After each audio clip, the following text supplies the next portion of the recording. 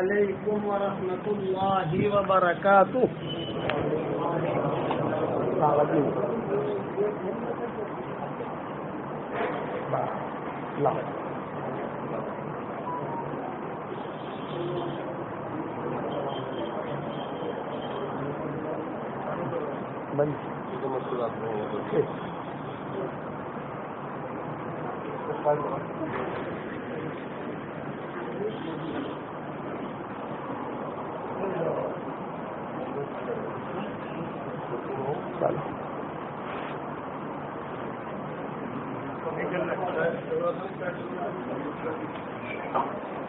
یہ ہو رہا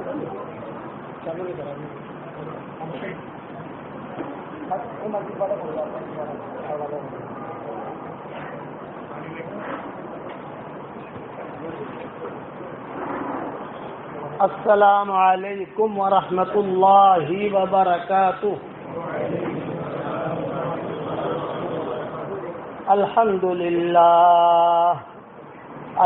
للہ نحمده ونستعینه ونستغفره ونؤمن به ونتوکل علیہ ونعوذ باللہ من شرور انفسنا ومن سیئات اعمالنا ونعوذ باللہ من شرور انفسنا ومن سیئات اعمالنا ونعوذ باللہ من شرور انفسنا ومن سیئات اعمالنا من يهده الله فلا مضل له ومن يضلله فلا هادي له ونشهد أن لا إله إلا الله وحده لا شريك له ونشهد أن سيدنا ومولانا محمدا عبده ورسوله صلى الله عليه وعلى آله وأصحابه وبارك وسلم تسليما كثيرا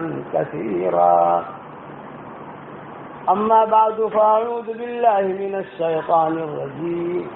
بسم الله الرحمن الرحيم.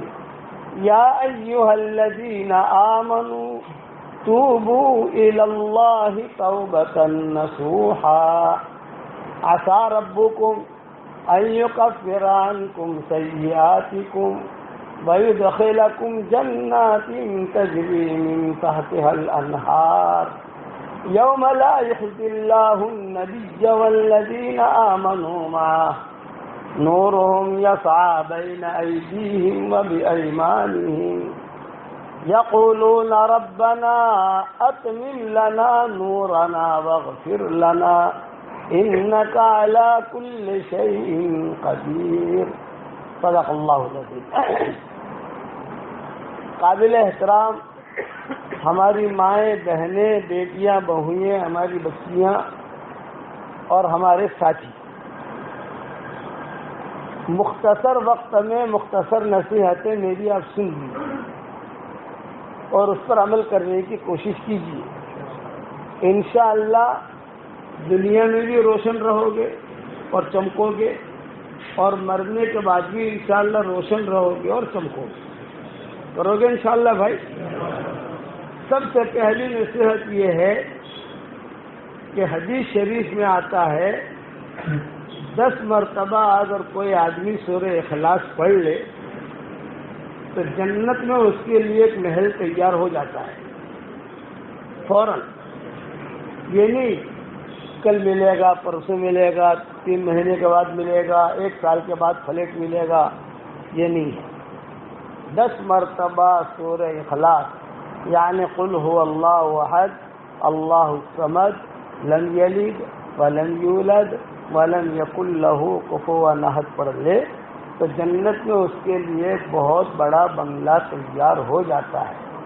تو آج کل ہمارے شاگرد دنیا میں بہت ہے ماشاءاللہ. واٹس ایپ پر سبق آپ لوگ بھی سنتے ہوں گے ماشاءاللہ. تو میں اپنے شاگردوں کو آج کل کہتا ہوں کہ 313 مرتبہ سورہ اخلاص پڑھنے کی عادت ڈال دو تو 104 مرتبہ قرآن شریف پڑھنے کے برابر اللہ ثواب دے گا، اور روزانہ 31 بنگلے جنت میں تیار ہو جائیں گے انشاءاللہ. اور کوئی انکم ٹیکس والا آ کر آپ کو پریشان نہیں کرے گا. دنیا میں اگر ایک بنگلہ بنا لو آپ انکم ٹیکس والوں کو جواب دینا پڑتا ہے نہیں پڑتا؟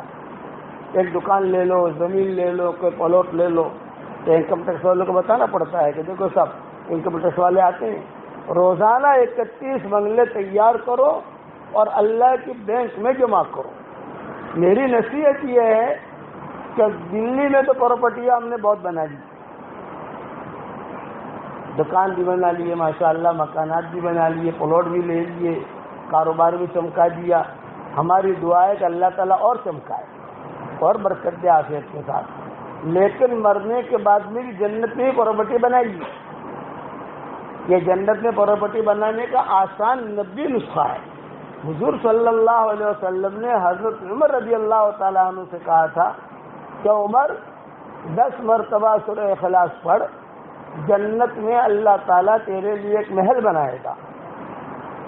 تو حضرت عمر نے کہا کہ حضرت 10 مرتبہ سورہ اخلاص پڑھوں اور جنت میں اللہ تعالیٰ میرے لیے ایک محل بنائے، یہ تو بہت آسان ہے، بہت سستا ہے، میں تو بہت محل بناؤں گا۔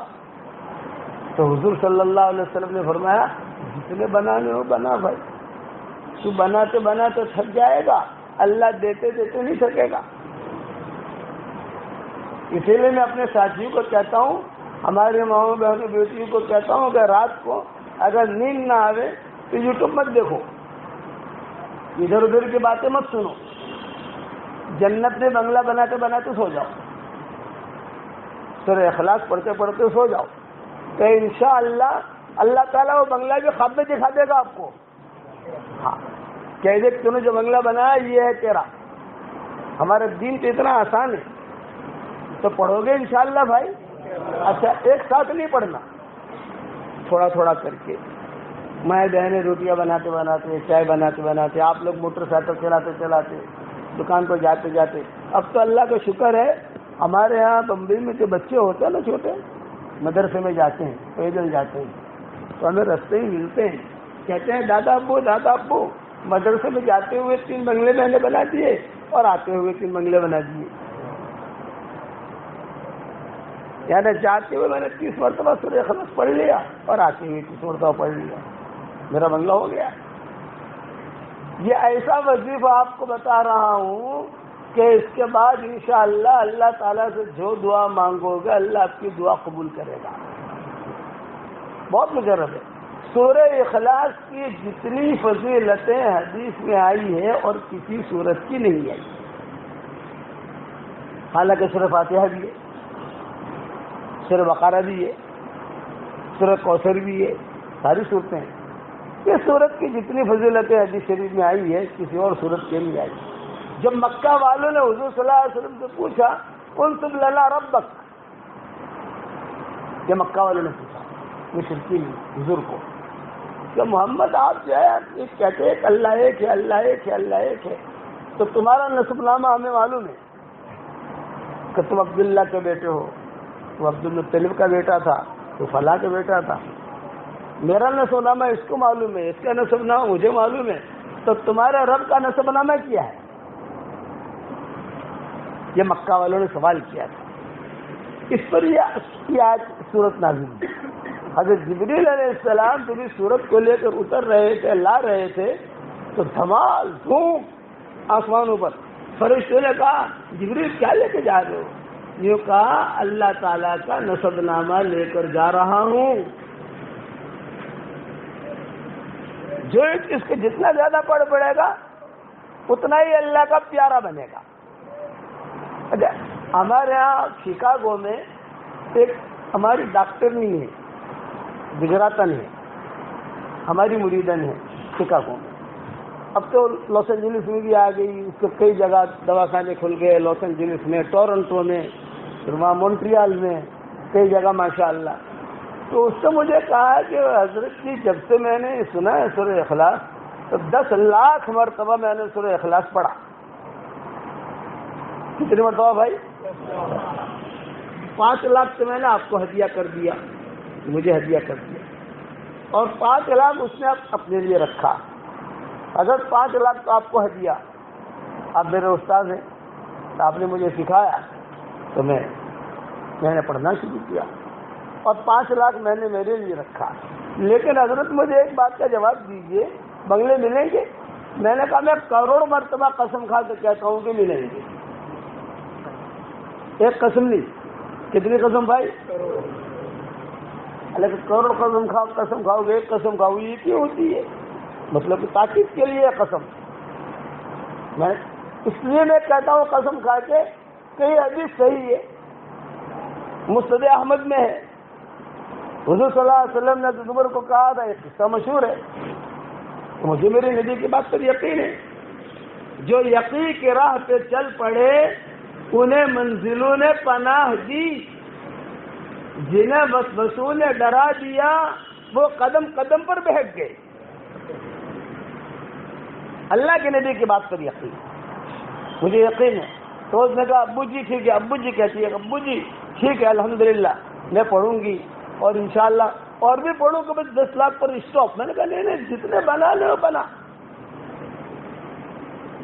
اس نے سوال اور کیا، ابو جی اتنے سارے محل جنت میں بنیں گے تو کریں گے کیا؟ کہ بھاڑا بھاڑا آئے گا کہ نہیں آئے گا؟ رینٹ، سمجھ گئے؟ کرایہ. میں نے کہا کہ کرائے کی فکر 2 قومیں کرتی ہیں، ایک گجراتی ایک پنجابی. جو پنجابی ہوتے ہیں ان کو کرائے کی فکر بہت ہوتی ہے، اور جو گجراتی ہوتے ہیں انہیں بھی کرائے کی فکر بہت ہوتی ہے. تو مطلب کہ کرایہ سے بھاڑو آپ سے کہ نہیں گجراتی زبان میں کہ کرایہ آئے گا کہ نہیں آئے گا وہاں؟ میں نے کہا دیکھیے ڈاکٹر صاحب وہاں کرایہ تو نہیں آئے گا، اتنے سارے منگلے کریں گے کیا؟ میں نے کہا تم فکر مت کرو ڈاکٹر صاحب، جب جنت میں جائیں گے انشاءاللہ وہاں جا کر مشورہ کر لیں گے، تم بنائے جاؤ. اور یہ شہر جنہیں جو بھی آدمی یقین کی راہ پہ چلے گا، جو یقین کی راہ پہ چل پڑے انہیں منزلوں نے پناہ دی، جنہیں وسوسوں نے ڈرا دیا وہ قدم قدم پر بہک گئے. اس لیے آپ لوگ بھی پڑھو گے انشاءاللہ بھائی. اور بڑے تجربے ہیں. سورہ اخلاص پر، اس کی فضیلت پر ایک حدیث بیان کر دوں. حدیث بہت ہے، میں نے میری کتابوں میں لکھی ہے سب جگہ. میرا جو قرآن کا ترجمہ ہے ریاض القرآن، اس کے اندر بھی مقدمے کے اندر بھی اس کے اندر میں نے لکھی اس کے فضائل سارے.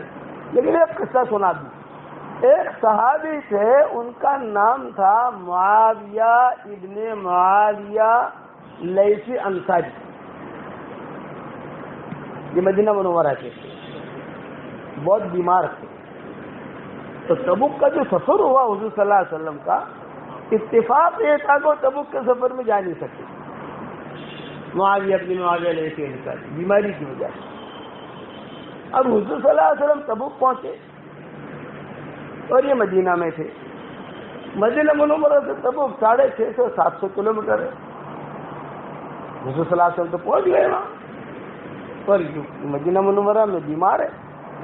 حضرت جبریل آئے تبوک اور آ کر یہ کہا کہ حضرت وہ معاویہ ابن معاویہ لیثی انصاری ان کا انتقال ہو گیا ہے مدینہ منورہ میں، اور کوئی دفن کرنے والا وہاں نہیں ہے، سب لوگ یہاں آ گئے.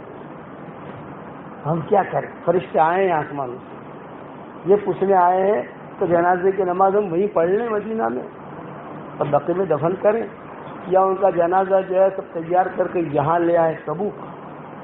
آپ نے فرمایا لے لی تھی، ان کو تیار کرو، غسل دو، کفن دو اور ان کو لے کر یہاں آؤ. کہ سارے فرشتے جنازے کو اٹھا کر مدینہ منورہ سے تبوک لائے. حضور صلی اللہ علیہ وسلم سارا مجمع وہاں تھا. حضور صلی اللہ علیہ وسلم نے جنازے کی نماز پڑھ گئی. پھر جبریل نے پوچھا کہ حضرت اب جنازے کی نماز تو ہو گئی، تو یہاں دفن کر دیں تبوک یا بقیع میں لے جائیں؟ اب نے فرمایا نہیں بقیع میں دفن کو. اب یہی فرشتے اٹھا کر بقیع لے جانے لگے. تو حضور صلی اللہ علیہ وسلم نے حضرت جبریل کو بلایا، جبریل، اور آہستہ سے پوچھا یہ معاویہ ابن معاویہ لیثی انصاری کا اتنا استقبال کیوں ہوا؟ اعزاز ہے نا، فرشتے آسمانوں سے آ رہے ہیں اور جنازہ لے کر تبوک آ رہے ہیں، واپس لے جا رہے ہیں، پھر حضور صلی اللہ علیہ وسلم جنازے کی نماز پڑھ رہے ہیں. بہت بڑا اعزاز ہے. یہ احساس کیوں ہوا؟ تو حضرت جبریل نے جواب دیا حضرت اس لیے اعزاز ہوا ہے کہ یہ سورہ اخلاص بہت پڑھتا تھا. یہ بہت بڑی فضیلت ہے. سورہ اخلاص بہت پڑھتا تھا اٹھتے بیٹھتے. دوسری حدیث یہ ہے کہ حضرت ابو ذر غفاری رضی اللہ تعالی عنہ حضور صلی اللہ علیہ وسلم کے قریب مدینہ منورہ میں بیٹھے ہوئے تھے. حضرت جبریل آئے, کہا یا رسول اللہ اہذا ابا ذر, کیا ابو ذر ہے؟ آپ نے فرمایا ہاں یہ ابو ذر ہے. جبریل خاموش ہو گئے. حضور صلی اللہ علیہ وسلم نے پوچھا جبریل تم ان کو کیسے پہچانتے ہیں؟ حضرت جبریل نے کہا کہ حضرت آسمانوں میں دھوم مچی ہوئی ہے ان کی, آسمانوں میں دھوم مچی ہوئی ہے. مدینہ والے ان کو اتنا نہیں پہچانتے جتنا ہم آسمان والے پہچانتے ہیں. آپ نے فرمایا کیوں؟ ان کے اندر دو عادتیں ہیں. ایک عادت تو یہ ہے کہ ان کے اخلاق اچھے ہیں, اور دوسری عادت یہ ہے کہ یہ سورہ اخلاص بہت پڑھتے ہیں. اٹھتے بیٹھتے چلتے پھرتے سورہ اخلاص بہت پڑھتے ہیں. یہ دو حدیث میں نے بیان کی. تیسری حدیث سن لو. ایک صحابی تھے وہ بہت سورہ اخلاص پڑھتے ہیں. کسی نے پوچھا ہوں تو سورہ اخلاص کیوں پڑھتے ہو؟ تو کہتے تھے مجھے پسند ہے, میرا اللہ کی تعریف ہے اس کے اندر, میرے اللہ کی تعریف, میرے اللہ کی بڑائی, میرے اللہ کا مقام اس میں مجھے پسند ہے. حضور صلی اللہ علیہ وسلم تک بات پہنچی. آپ صلی اللہ علیہ وسلم نے ان سے پوچھا صحابی سے تجھے سورہ اخلاص سے پیار ہے؟ ہاں مجھے بہت پیار ہے. جا جب تجھ کو اگر سورہ اخلاص سے پیار ہے تو اللہ کو بھی تجھ سے پیار ہے. آپ بھی کہو سورہ اخلاص سے ہمیں پیار ہے انشاءاللہ. پڑھو گے سورہ اخلاص؟ یہ میں نے مختصر حدیث میں بیان کی ہے. اس کے علاوہ سینکڑوں چیزیں میری کتابوں میں, میری تفسیروں میں, میرے جو بھی بیانات ہیں یوٹیوب پر پڑے ہوئے ہیں, سب جگہ میں لکھ چکا ہوں, بیانات کر چکا ہوں. اس لیے ایک تو یہ ہدیہ ہے میری طرف سے, قبول کرو گے انشاءاللہ؟ اب ایک قصہ اور سناؤں.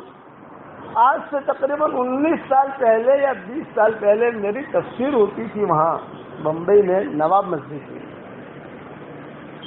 تو میں باہر نکلا تو ایک لڑکی 28 سال کی عمر, کنواری, رومال دینا تھی, پردے کے ساتھ وہ کھڑی ہوئی تھی.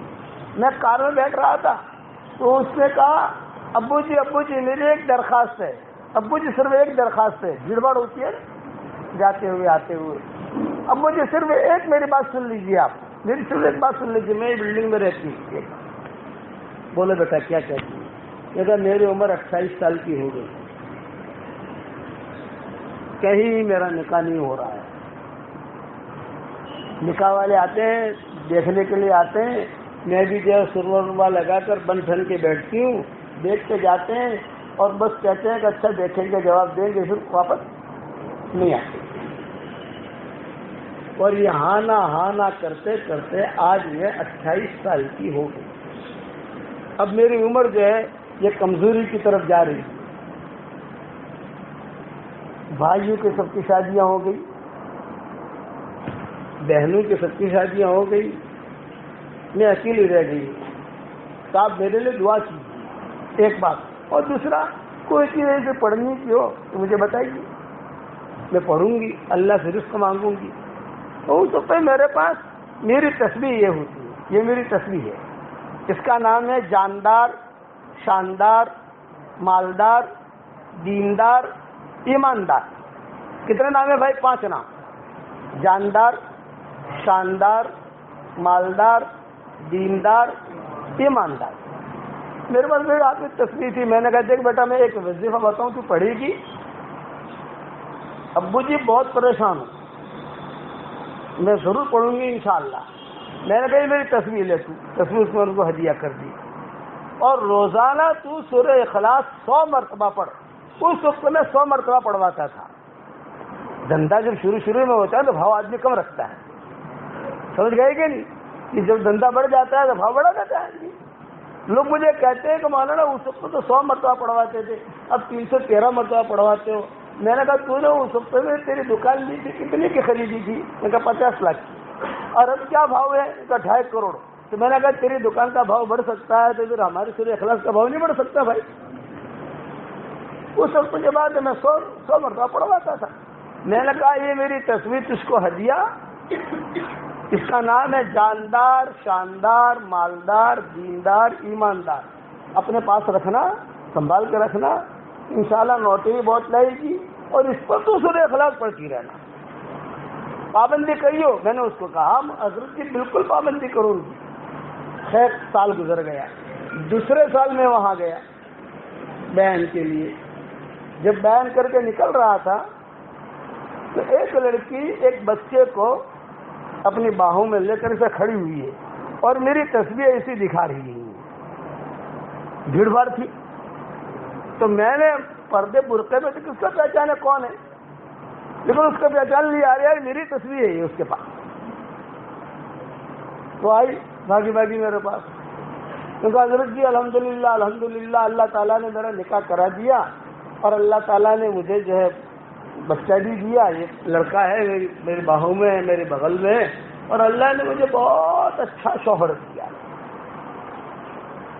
بہت اچھا شوہر. اچھے شوہر کا ملنا اور اچھی بیوی کا ملنا یہ انسان کی سعادت مندی کی بڑی علامتوں میں سے ایک علامت ہے, بڑی علامت. لیکن آج کل دنیا کے اندر ایک فیشن چلا ہے, آج کل دنیا میں ایک فیشن چلا ہے, اور وہ کیا فیشن؟ بے دین دیندار بننا, میٹھا لہجہ بنا کر لوگوں کی زندگیاں اجاڑنا. آپ سمجھ گئے؟ دلی والے تو سب بالغ ہیں ماشاءاللہ, سب سمجھدار ہیں. آج کل دنیا میں فیشن بہت بنا ہوا ہے بے دین دیندار. بے دین دیندار کا کیا مطلب؟ کہ چہرہ حلیہ سب دینداری کا ہے لیکن زندگی میں دین نہیں ہے.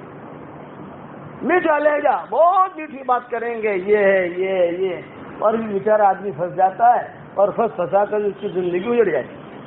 میٹھا لہجہ یہ فیشن چلا ہے دنیا کے اندر. یہ بھی قیامت کی علامتوں میں سے ایک علامت ہے. کیسے لوگ پیدا ہوں گے پتہ نہیں کیوں سے پیدا, تو اچھا ہے کہ خراب ہے مارکیٹ کے اندر. تو میں نے اس سے کہا کہ بیٹی دیکھ, تجھے اللہ نے لڑکا دیا یا اللہ نے دیا ہے؟ مال دیا یا اللہ نے دیا ہے؟ اس کو اسٹاک مت کرنا. اسٹاک کرے گی تو اسٹاک ہو جائے گا. خرچ کرتی رہنا, اور یہ تصویر سنبھال کر رکھنا. بہت اچھا.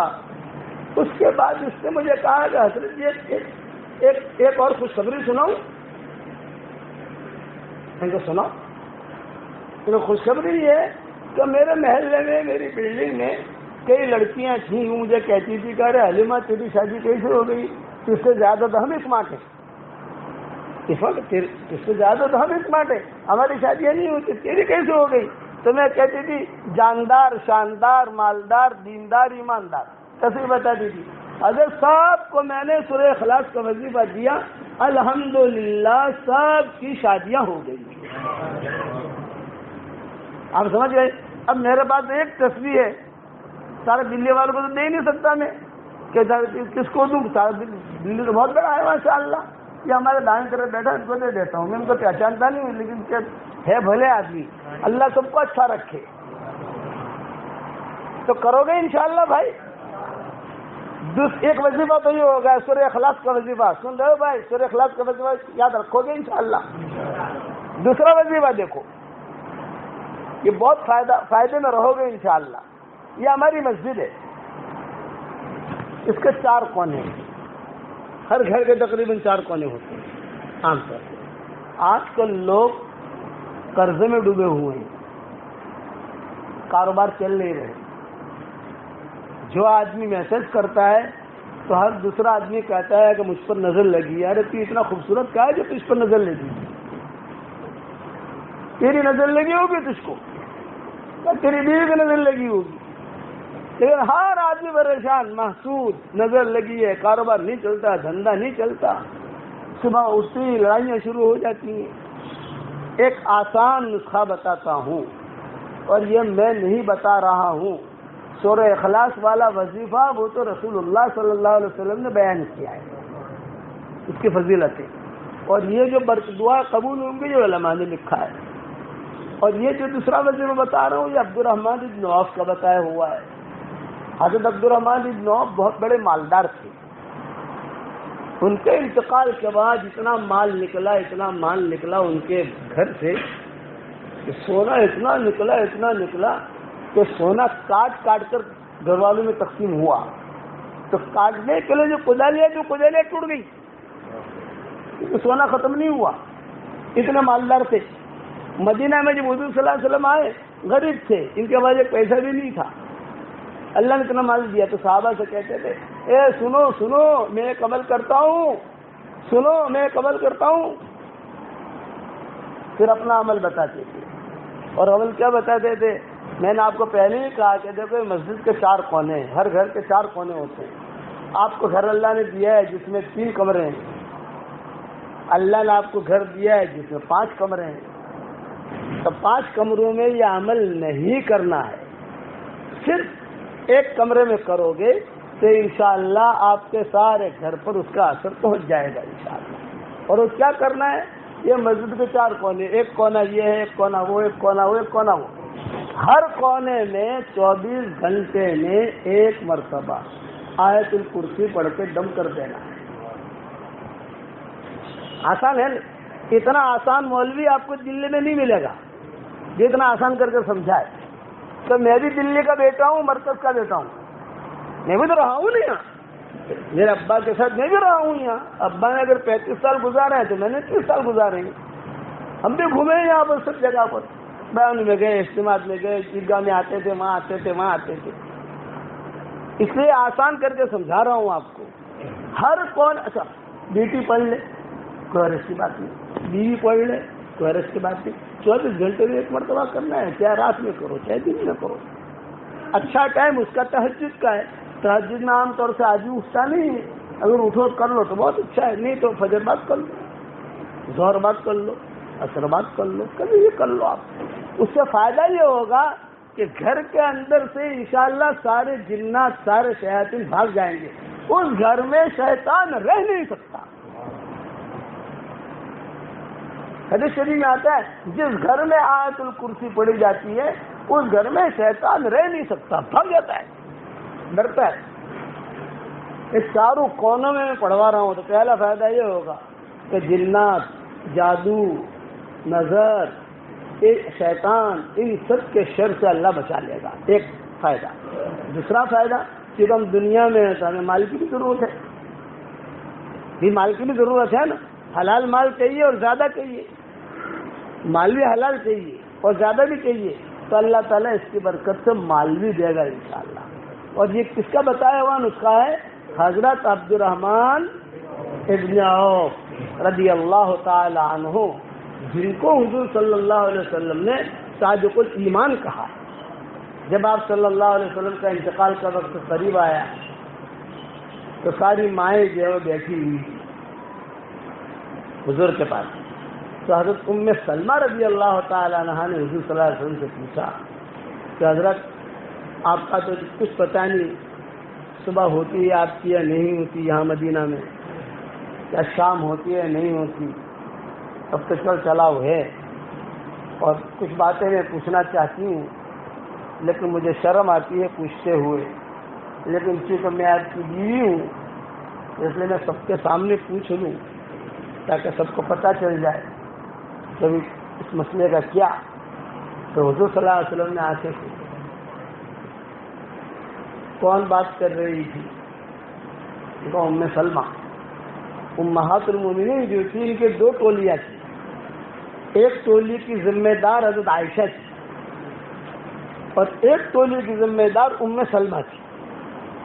یہ مسئلہ ہوتا اگر ام سلمہ اور حضرت عائشہ دونوں کسی بات پر متفق ہو جائے تو کوئی گڑبڑ نہیں ہوتی تھی، معاملہ چلتا رہتا تھا، لیکن ایک نے بھی مخالفت کر دی، ایک نے بھی، تو حضور ٹینشن میں آ جاتی تھی، یہ کیا کرنا، ایک متفق ہے ایک متفق نہیں ہے۔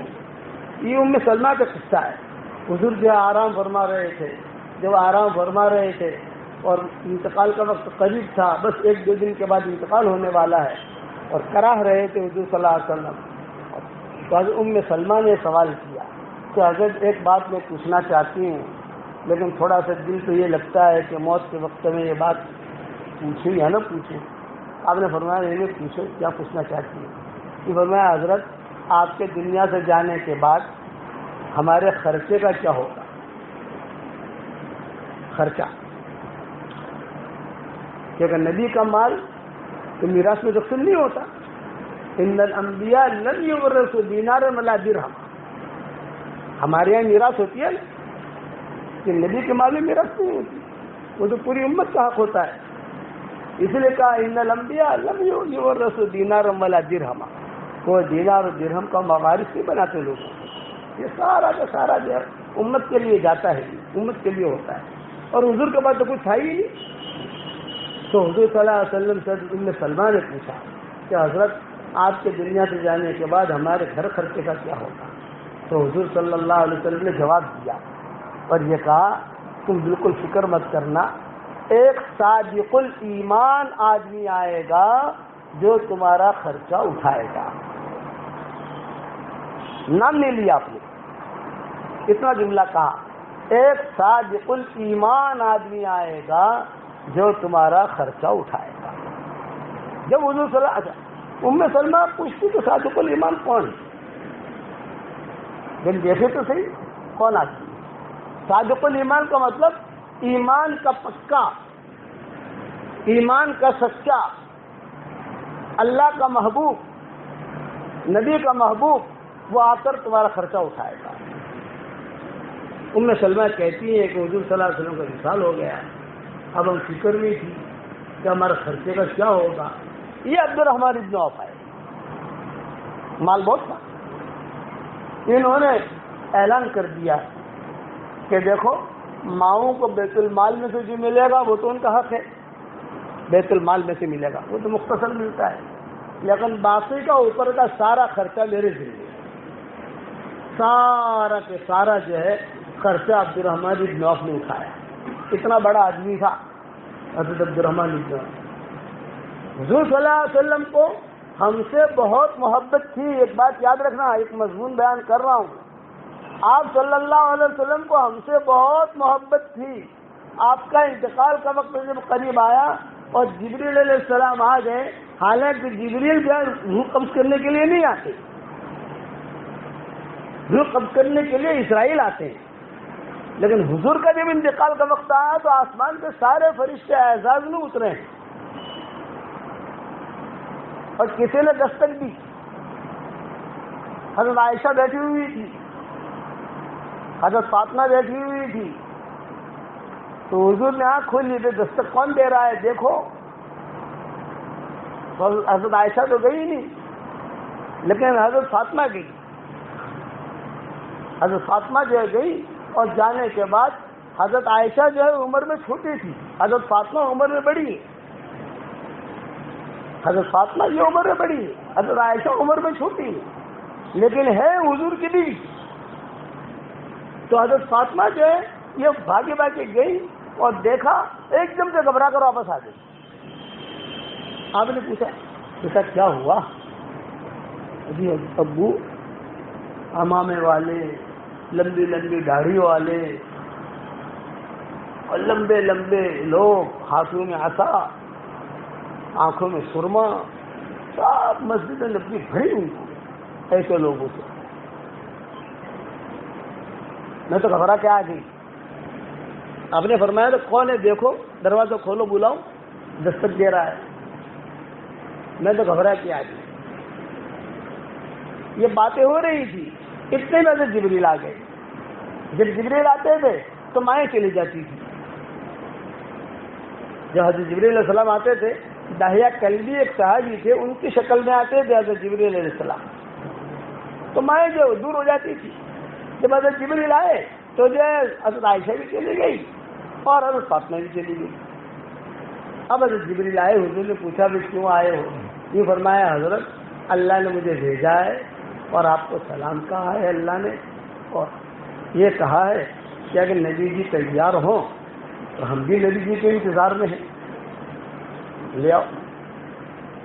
نبی کی موت ہماری طرح نہیں ہوتی، نبی کی موت جو فرشتہ آ کے پوچھتا ہے بھئی آپ کو جانا ہے ہم لے جائیں، رہنا ہے تو آپ رہیں۔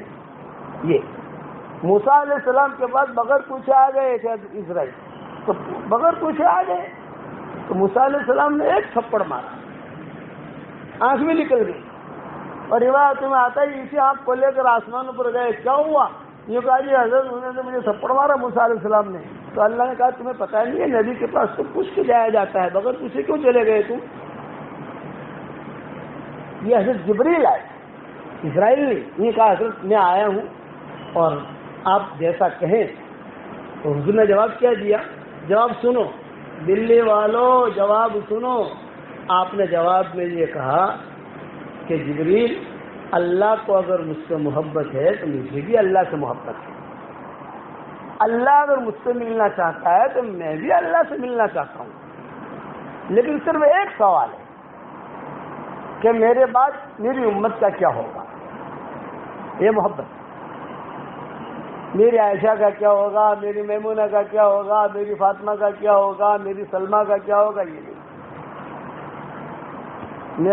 میرے نواسوں کا کیا ہوگا، یہ نہیں۔ میرے بعد میری امت کا کیا ہوگا۔ حضرت جبریل کہتے ہیں کہ ٹھیک ہے میں پوچھ کے آ جاتا ہوں، مجھے میری امت کا غم ہے۔ یہ حضرت جبریل گئے آسمان پر، حالانکہ اللہ کو تو سب معلوم ہے کہ نبی کی بات کر رہے ہیں اور یہ آ رہے ہیں جبریل، بھائی کیا ہوا؟ یہ فرمایا اب وہ تو میں تو آنے کے لیے تیار ہوں لیکن میری امت کا کیا ہوگا یہ پوچھ رہے ہیں۔ تو اللہ نے کیا کہا؟ جبریل پیارے نبی جی کو میرا سلام کہنا اور یہ کہنا کہ آپ کی امت کے بارے میں آپ بالکل ٹینشن نہ لیں، فکر نہ لیں، آپ کی امت کے بارے میں میرا وعدہ ہے میں آپ کو خوش کر دوں گا۔ اب کیا بچا ہے نا والضحیٰ کے اندر وَلَسَوْفَ يُعْطِيكَ رَبُّكَ فَتَرْضَىٰ، ہم آپ کو اتنا دیں گے اتنا دیں گے آپ خوش ہو جاؤ گے۔ تو حضور کہتے تھے میری امت کو جنت میں لے جائے بغیر میں خوشی نہیں ہوں گا۔ ہر نبی کو ایک چانس ملا ہے، یہ حدیث یاد رکھنا، ہر نبی کو ایک چانس، صرف ایک چانس، اور وہ چانس کیا؟ آپ جو دعا مانگو گے آپ کی دعا قبول ہو جائے گی۔ ہر نبی کا حق کام کرتے کرتے کرتے نبی جب ایک منزل پر پہنچتا ہے تو آسمانوں سے یہ اعلان ہوتا ہے آپ ایک دعا مانگ لیجئے، صرف دو دعائیں نہیں، ایک دعا، آپ کے زبان سے جو نکلے گا وہ ہم دے دیں گے۔ یہی چانس حضور کا بھی آیا، نوح علیہ السلام کا چانس آیا تو نوح علیہ السلام نے کیا کہا؟ رب لا تذر علی الارض من الکافرین دیارا، کہ اللہ سب کو عذاب میں ختم کر دے، تو ساری قوم ختم ہو گئی۔ ہر نبی نے مانگ لی دعا۔ جب حضور کا چانس آیا جبریل آئے، یہ فرمایا حضرت آپ کا بھی چانس ہے، آپ کا بھی حق ہے، ایک دعا مانگ لیجیے آپ جو مانگنی ہو۔ تو حضور نے کیا فرمایا؟ جبریل یہ بات کا جواب دیجیے مجھے، کیا یہ دعا دنیا میں مانگنا ضروری ہے کہ آخرت میں مانگ سکتا ہوں؟ بھئی یہ تو پوچھنا پڑے گا اللہ کو،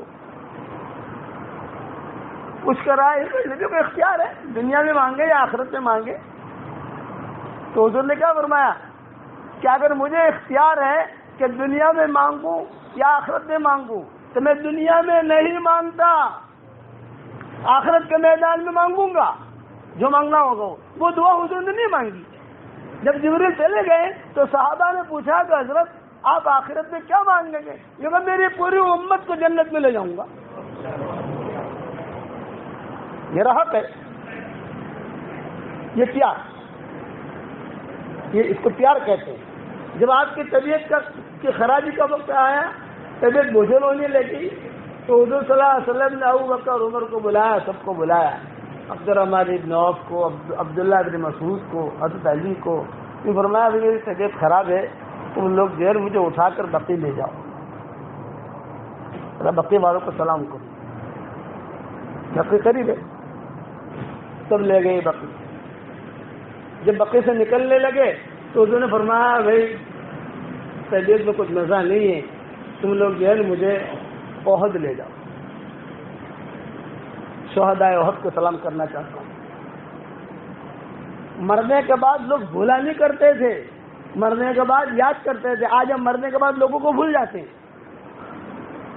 ڈوبتے کو تنکے کا سہارا ہوتا ہے نہیں ہوتا ہے. ایک آدمی ڈوب رہا ہو تو کہتا ہے یار ایک تنکا آ جائے تو ہی بچ جاؤں گا, کوئی رسی بھیج دے بچ جاؤں گا, کہیں سے ہوائی جہاز کی آواز بھی سنے گا تو بھی کہا شاید میں بچ جاؤں گا. اسی طرح قبر جو قبروں میں مرد اور عورتیں گئے ہیں وہ بھی آپ کی اور ہماری دعاؤں کے انتظار میں رہتے ہیں کہ کوئی ہمارے لیے دعا کر دے, شاید ہمارا بیڑا پار ہو جائے. پوری امت کے لیے دعا مانگنے کی, صرف ماں باپ کے لیے نہیں. اور اگر سعادت مندی چاہتے ہو اور اگر چاہتے ہو روزی میں برکت ہو, ایک وظیفہ یاد رکھنا, ایک وظیفہ یاد رکھنا, ایک وظیفہ یاد رکھنا.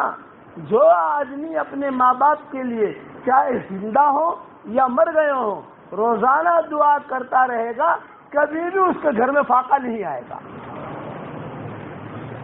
وہ فقیر ہو ہی نہیں سکتا. روزانہ ماں باپ کے لیے آدمی دعا کرے, چاہے زندہ ہو چاہے مر گئے. تو حضور صلی اللہ علیہ وسلم نے ابوبکر سے کہا بھائی شہدائے احد مجھے لے چلو. احد بھی قریب ہے, اتنا دور نہیں ہے.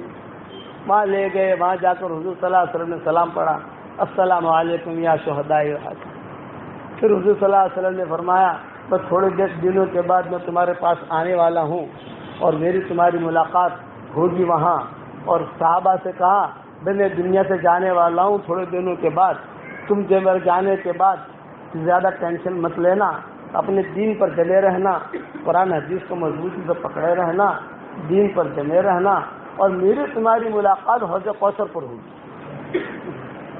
جب واپس ہونے لگے تو طبیعت ٹھیک نہیں تھی آپ کی, تو فرمایا ابوبکر کہاں ہے ابوبکر. جب شہدائے احد کو سلام کر کے واپس آنے لگے تو ابوبکر کہاں ہے ابوبکر.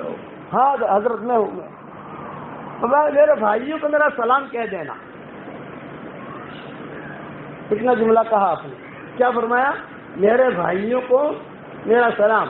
یہاں بھائیوں سے مراد خالی مرد نہیں ہے, یہاں بھائیوں سے مراد بھائی بہنیں ہیں. بعض مرتبہ حدیث میں مرد کا جملہ آتا ہے اس میں عورت بھی شمار ہو جاتی ہے, بعض مرتبہ حدیث کے اندر عورت کا جملہ آتا ہے اس میں مرد بھی شمار ہو جاتا ہے, اور بعض مرتبہ صرف مرد شمار ہوتا ہے یا بعض مرتبہ صرف عورت شمار ہوتی ہے. تو یہاں جو بھائی کا جملہ کہا حضور نے, اس سے صرف مرد مراد نہیں ہے, اس سے امت کی مرد, امت کے مرد اور امت کی عورتیں مراد ہیں. یعنی ابوبکر میرے بھائی بہنوں کو میرا سلام کہے. تو صدیق اکبر نے سوال کیا السنا اخوانک یا رسول اللہ, اے اللہ کے رسول کیا ہم آپ کے بھائی نہیں ہیں؟ آپ نے فرمایا اللہ تم میرے بھائی نہیں ہو. تو حضرت کون مراد ہے؟ فرمایا میرے بھائیوں سے, بلکہ آپ نے فرمایا لا انتم لستم اخوانی بل انتم اصحابی, تم میرے بھائی نہیں ہو تم میرے صحابہ ہو, ساتھی ہو. یہ جملہ کہا آپ نے, تو تم میرے ساتھی ہو. تو حضرت بھائی سے کون مراد ہے, بھائی بہن کون؟ تو حضور صلی اللہ علیہ وسلم نے فرمایا میرے بھائی بہن وہ ہیں جنہوں نے مجھے دیکھا نہیں ہے, میری باتیں سنی ہے اور میری باتیں سن کر قدم اٹھاتے ہیں. یعنی ہم لوگ, یہ ہماری مائیں بہنوں کی بیٹھی ہیں, وہ یہ نبی کے بھائی بہن, سمجھ گئے کہ نہیں؟ بس 10 مرتبہ سورہ اخلاص پڑھو جنت میں محل تیار ہوگا. ہم نے حضور کو کہتے ہوئے سنا, اس کتابوں میں پڑھا, اور کتابوں میں پڑھ کر ہم نے بتایا آپ کو, علماء نے لکھا. یہ بھائی بہن یہ جتنے بیٹھے ہیں اس وقت میں, جتنے مسلمان مرد اور عورتیں دنیا میں ہیں وہ سب نبی کے بھائی بہن ہیں. یہ فرمایا میرے بھائی بہنوں کو سلام کہنا. آگے بڑھے حضور صلی اللہ علیہ وسلم, تو حضور نے کہا بھئی میری طبیعت بہت خراب ہو رہی ہے, آج میری باری اب میمونہ کے یہاں ہے, اور میری تمنا یہ ہے کہ اگر عائشہ کے یہاں مجھے لے جاؤ مجھے وہاں زیادہ آرام ملے گا, دوائیں وغیرہ پلائے گی, وہ جانتی ہے. آپ نے فرمایا حضرت فکر نہ کریں, ہم آپ کو عائشہ کے یہاں لے جائیں گے، لیکن پھر میری باری تو میمونہ کی ہے، یہ آپ نے فرمایا۔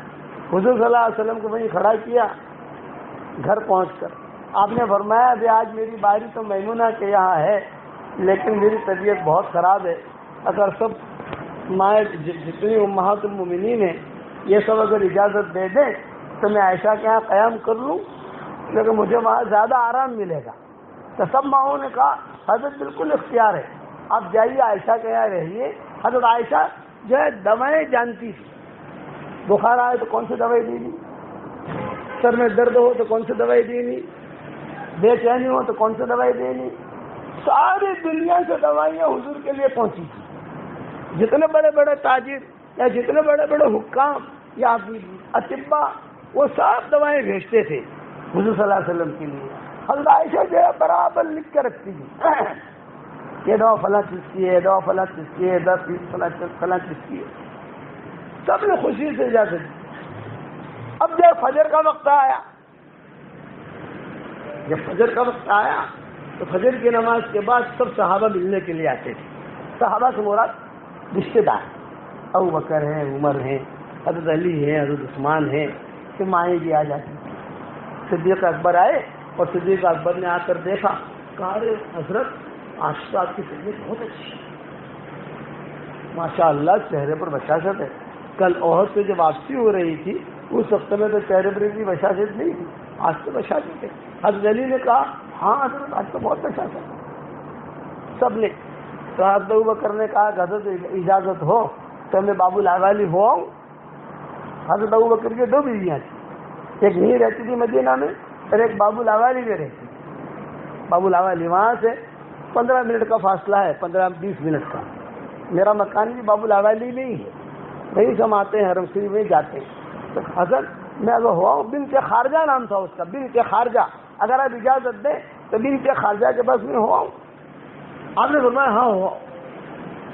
حضرت فاطمہ نے فرمایا حضرت کئی دنوں سے میں نے حسن حسین کے دیکھ بھال بھی نہیں کی، علی کے کپڑے بھی نہیں دھوئے، سب گھر کا کام باقی ہے، اگر آپ اجازت دیں تو میں بھی سر میں تیل لگا لوں، چوٹی ٹھیک کر لوں، کپڑے ٹھیک کر لوں، مکان صاف کر لوں۔ ابھی ہاں بیٹا تم بھی جاؤ، تم بھی جاؤ۔ مائیں آئیں، اجازت دیتی گئی۔ ماں ایسا کہتی تھی ہر آدمی ہر عورت آ کر اجازت مانگتا تھا اور حضور اجازت دیتے تھے، لیکن میں نے حضور سے اجازت نہیں مانگی۔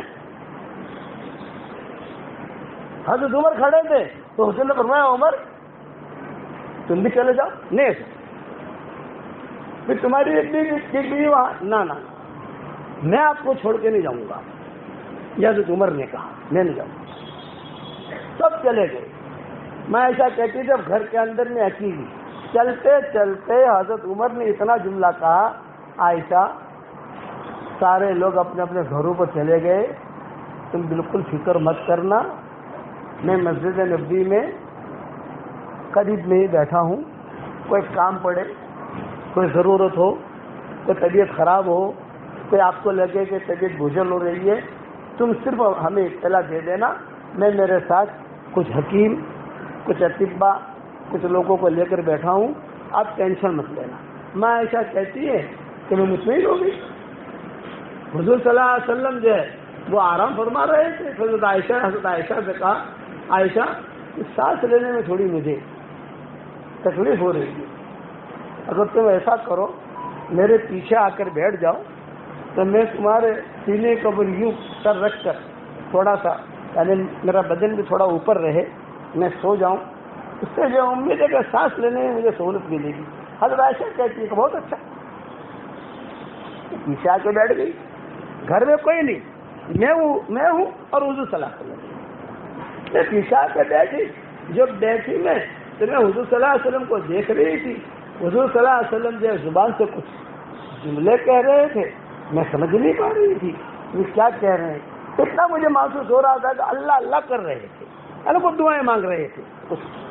الرفیق الاعلیٰ الرفیق الاعلیٰ، یہ جملہ میں نے سنا، الرفیق الاعلیٰ الرفیق الاعلیٰ الرفیق الاعلیٰ۔ تھوڑی دیر ہوئی تو حضور صلی اللہ علیہ وسلم کو میں نے دیکھا کہ آپ کی گردن جو ہے داہنی طرف ہی لڑکی اور آپ کے منہ مبارک سے لعاب مبارک نکلا اور وہ لعاب مبارک، تھوک مبارک میرے ہنسلی کے گھڑے میں آ کے گرا.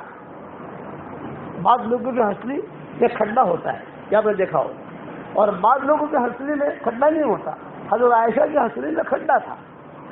تو حضرت عائشہ نے کہا جب آپ کا چہرہ مبارک داہنے طرف یہ لڑکا اور آپ کا منہ مبارک سے جو لعاب نکلا، وہ لعاب نکلتے ہی میرے ہنسلی کے گھڑے میں گرا تو مجھے ٹھنڈک محسوس ہوئی، کمرے میں خوشبو. میں نے کسی کو مرتے دیکھا نہیں تھا. تو میں نے کہا حضرت کیا ہو رہا ہے، حضرت کیا ہو رہا ہے؟ حضور صلی اللہ علیہ وسلم کو جواب نہیں دے رہے. اب میں گھبرائی، اکیلی عورت، ساری مائیں دوسرے کمروں میں، حضرت عمر جو ہے مسجد نبوی میں صحابہ کے ساتھ. لیکن حضرت عمر کو خبر دینا یہ بھی تو ایک کام ہے، دوسری عورتوں کو خبر دینا یہ بھی تو ایک کام ہے. میں آہستہ آہستہ آہستہ پیچھے ہٹی اور پیچھے ہٹ کر میں نے جو لعاب مبارک تھا آپ کا، یہ سارا کے سارا میری اوڑھنی سے، میرے کپڑے سے میں نے اسے پہنچا. میرا سارے کپڑے جو ہے معطر ہو گئے، خوشبو پورے گھر میں خوشبو. اور میں نے جلدی سے جو ہے اپنا دوپٹہ وغیرہ ٹھیک کیا اور اپنے کپڑے وغیرہ ٹھیک کیے، اور سب سے پہلے میں نے ام سلمہ کو بلایا. قریب سمکا ام سلمہ دوڑ گئی، دوسری مائیں آئی اور میں نے کہا ام سلمہ یہ دیکھا ہے میں نے، تم بتاؤ کیا ہے.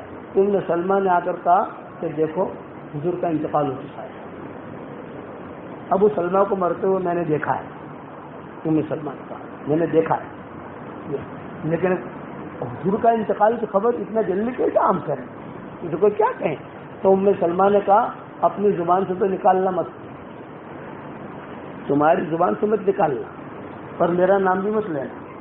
تو حضور کا انتقال ہو گیا. ام سلمہ کہہ رہی ہے کتنا ہو جائے گا، آپ حضرت عمر کو بلاؤ، وہ جو فیصلہ کریں.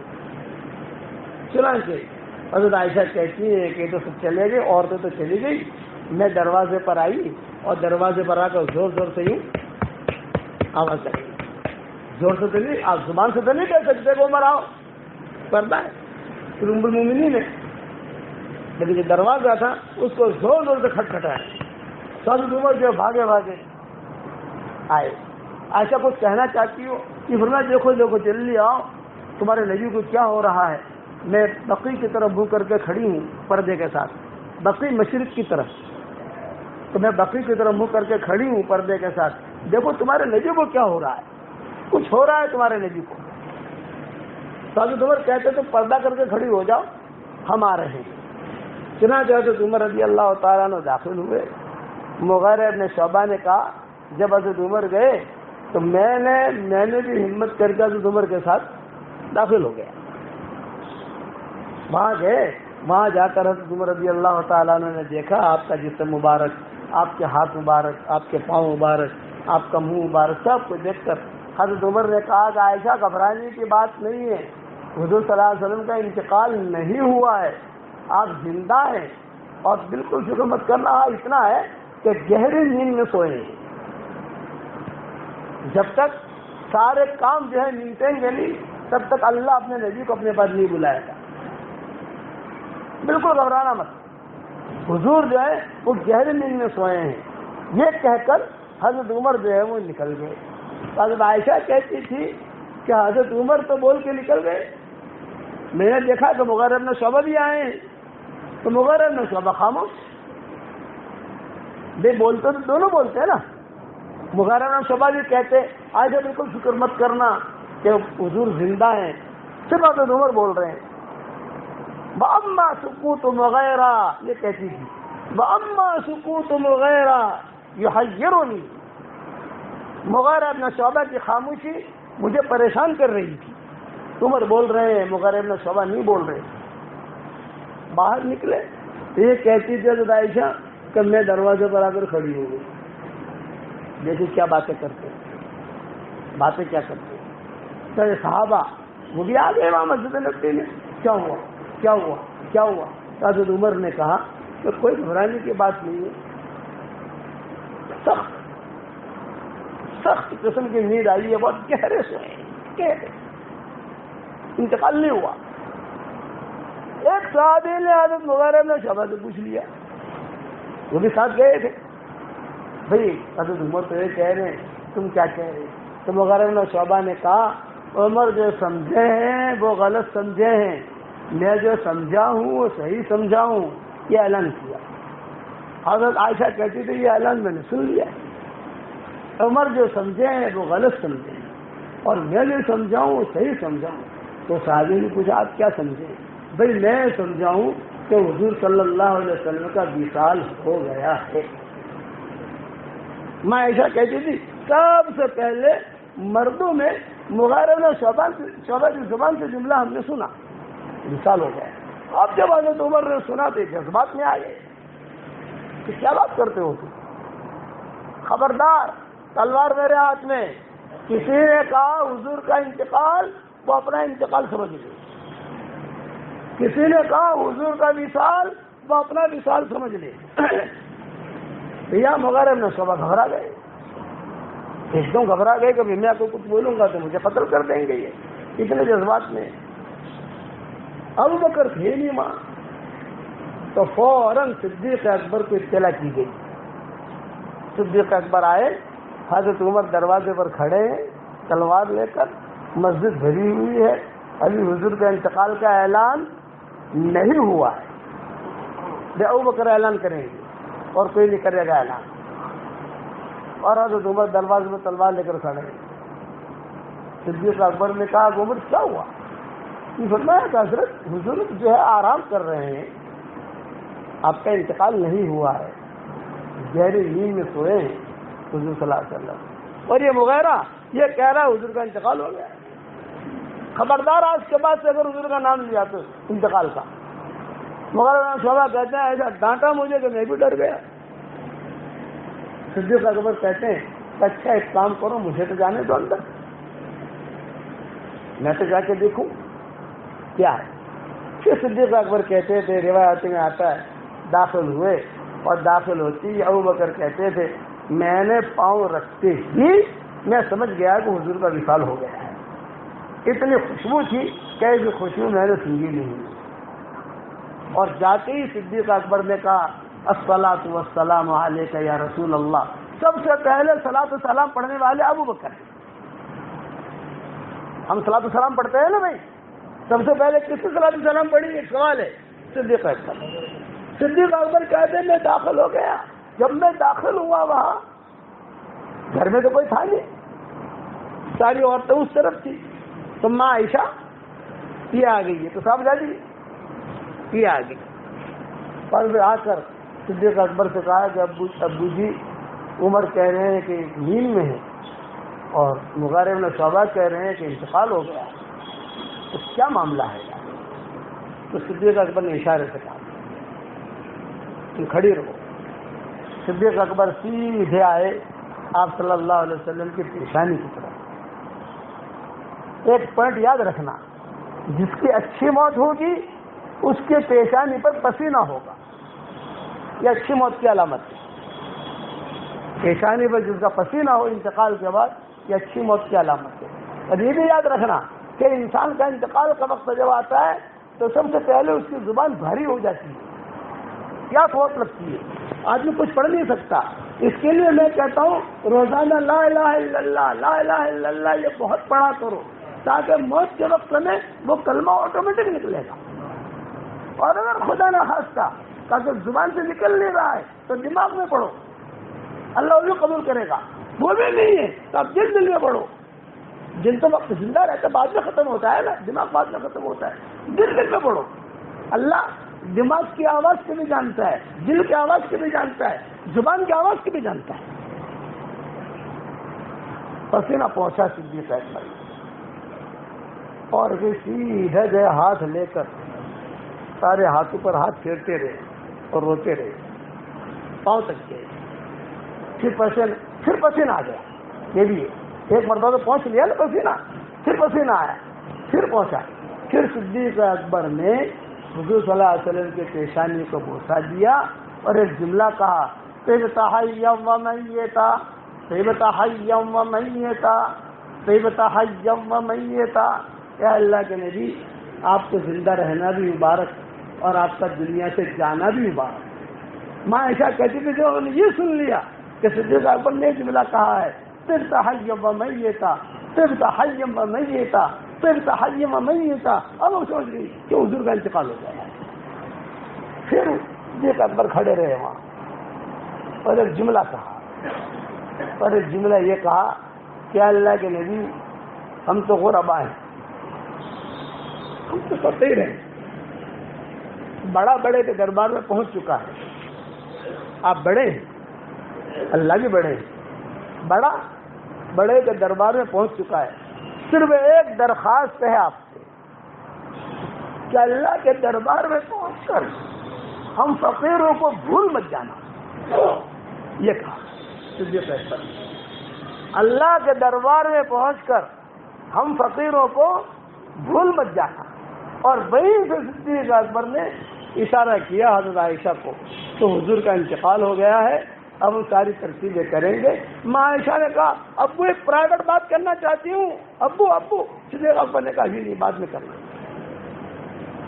یہ ماں عائشہ کہتی کہ گھر میں نیک چیز صدیق اکبر کا حضور کا جنازہ تھا، تو میں نے کہا حضرت ابو یہ بہت راز کی بات کرنا چاہتی ہوں، میں کسی کے سامنے نہیں کہہ سکتی، حضور کے متعلق آپ کو کہنا چاہتی ہوں۔ صدیق اکبر نے کہا جی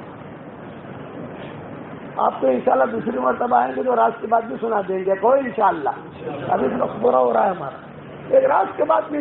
صدیق اکبر نے کہا جی باہر نکلی، باہر نکلتے ہی حضرت عمر کھڑے تھے،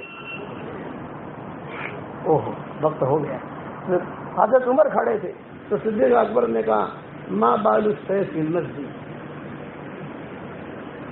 ماں بال السیف فی المسجد، یہ جملہ کہا صدیق اکبر نے۔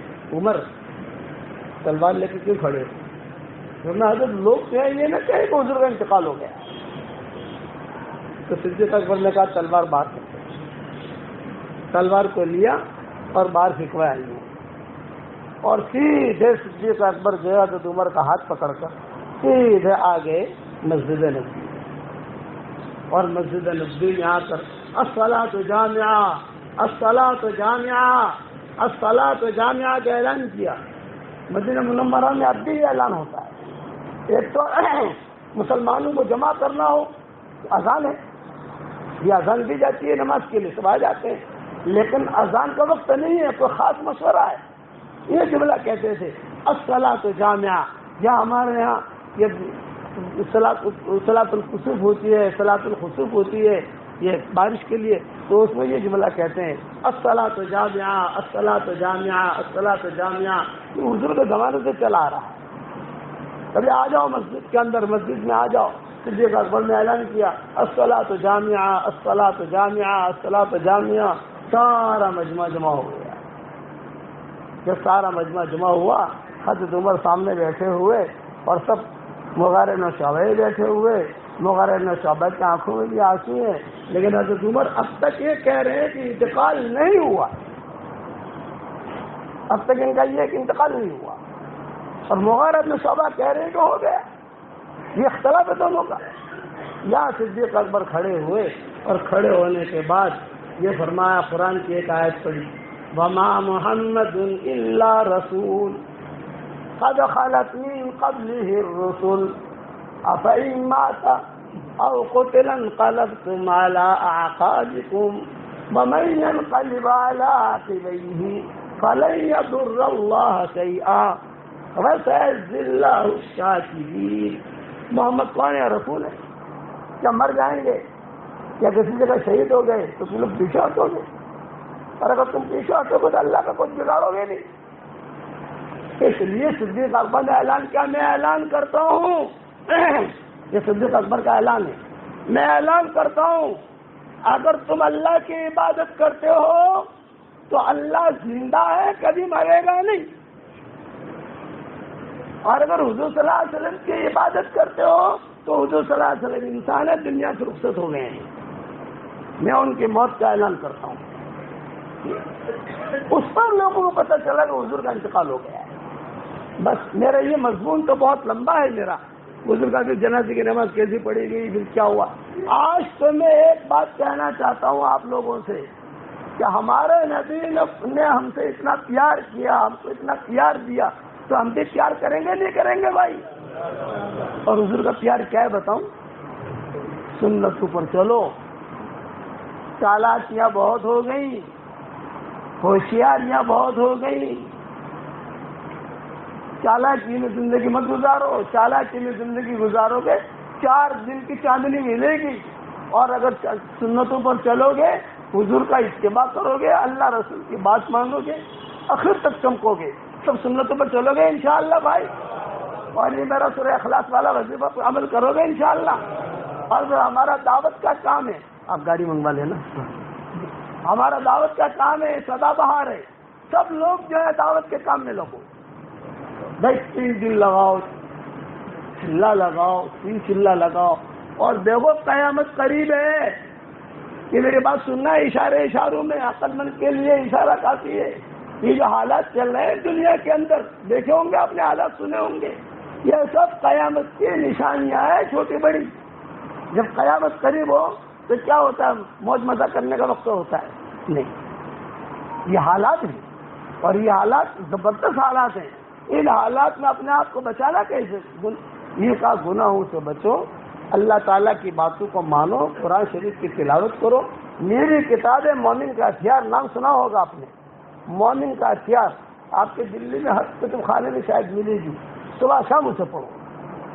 اس میں دجالی فتنے سے حفاظت کا بھی لکھا ہے، اور اس میں سب کچھ لکھا ہے۔ اور میں دعا کرتا ہوں کہ جس اللہ نے ہم سب کو اس مسجد میں جمع کیا، ماؤں بہنوں کو بھی جمع کیا، ہم کو بھی جمع کیا، اللہ تعالی ہم سب کو ہماری قیامت تک کی آنے والی نسلوں کے ساتھ جنت الفردوس میں، ہمارے نبی کے پڑوس میں اللہ ہم سب کو جمع کر دے۔ اچھا، اب ایک وظیفہ بتا رہا ہوں، ایک دعا پڑھو میرے ساتھ، ربنا اغفر لی ولوالدی وللمؤمنین یوم یقوم الحساب۔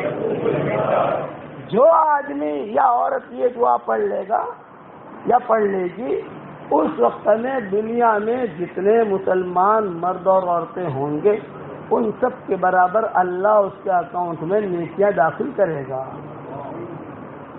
کتنا بڑا دینے والا ہے اللہ۔ ہماری شریعت کتنی آسان ہے، آسان ہے کہ نہیں؟ ایک مرتبہ پڑھنا ہے، ایک مرتبہ اور پڑھ لو، ربنا اغفر لی ولوالدی وللمؤمنین یوم یقوم الحساب۔ دیکھو ہمارے اکاؤنٹ میں نیکیاں آ گئی، ماشاءاللہ 2 مرتبہ آ گئی، کتنا آسان ہمارا دین۔ اس حدیث کا حوالہ میری کتابوں میں لکھتے لکھتے میرے قلم بھی ٹوٹ گئے، اتنے حوالے ہیں اس کے۔ آج کل لوگ حوالہ ارے تم کو حوالے سے مناسبت کیا ہے؟ میں نے اتنی جگہوں پر لکھا ہے میری کتابوں کے اندر کہ میں بھی تھک گیا۔ میرے جتنی کتابیں ہیں نا، بکھرے موتی، نام سنا ہوگا آپ نے، منتخب نہیں 26 صورتیں، اس کے اندر مومن کا کیا، سب جگہ میں نے اس کے کئی حوالے ڈال دیے ہیں، اس لیے آپ نے کہتا بھی نہیں حوالے، سب میں نے وہاں لکھ دیے، وہاں جا کے دیکھ لو، پڑھتے رہو گے انشاءاللہ۔ دین ہمارا اتنا آسان ہے، میاں بیوی ایک دوسرے کی طرف پیار سے محبت سے دیکھیں اور دونوں مسکرائیں تو اللہ بھی مسکراتے ہیں۔ کتنی فضیلت کی، گھر جا کر عمل کر لینا، کرو گے انشاءاللہ۔ لیکن یہ مت کہنا وہ مولوی صاحب نے کہا اس لحاظ سے رہا ہوں، لیکن تیری میں لڑائی جو ہے وہ تو ہے، یہ مت کہنا۔ محبتوں کے ساتھ جیو، بیوی کے منہ میں لقمہ دو، صدقے کا ثواب۔ میاں بیوی دونوں ایک دوسرے سے صرف مسابقہ کرے، حدیث شریف میں آتا ہے، ہاں تو 10 انگلیاں اس کے، 10 انگلیاں اس کی، صرف مسابقہ کریں تو دونوں کے گناہ ایسے جھڑتے ہیں جیسے آپ اگر نل کھولو تو نل کھولنے سے پانی کے تو دھڑ دھڑ دھڑ گر، ایسے گناہ جھڑتے ہیں۔ کتنی فضیلت کی چیز ہے۔ ایک صحابی آئے حضور صلی اللہ علیہ وسلم کے پاس اور کہا، مجلس بھری ہوئی، اور کہا واہ ذنوبا واہ ذنوبا واہ ذنوبا واہ ذنوبا، یعنی ہائے میرے گناہ، ہائے میرے گناہ، ہائے میرے گناہ۔ تو حضور صلی اللہ علیہ وسلم نے فرمایا کہ قریب آ جاؤ، قریب آ جاؤ۔ ان کے ہاتھ میں لاٹھی تھی، لاٹھی ٹھک ٹھک کرتے کرتے حضور کے سامنے آ کر بیٹھ گئے۔ آپ نے فرمایا گناہ تمہارے ہیں، کتنے گناہ ہوئے؟ یہ کہا حضرت شرم آتی ہے کہتے ہوئے. بڑھاپے نے ڈیرا ڈال دیا لیکن شرم آتی ہے. آپ نے فرمایا بتاؤ تو صحیح کیا گناہ کیا تم نے؟ تو بڑے میاں نے کہا حضرت شرک کے علاوہ سارے گناہ میں کر چکا ہوں. شرک نہیں کیا باقی سارے گناہ کیا. تو حضور نے جواب کیا دیا؟ حضور نے فرمایا ایک دعا میں تجھے پڑھا رہا ہوں 3 مرتبہ پڑھ لے. کہ حضور نے صحابی سے کہا آپ کو بھی وہ دعا پڑھا رہا ہوں, پڑھیے میرے ساتھ. اللہم مغفرتک اوسع من ذنوبی ورحمتک ارجع عندی من عملی.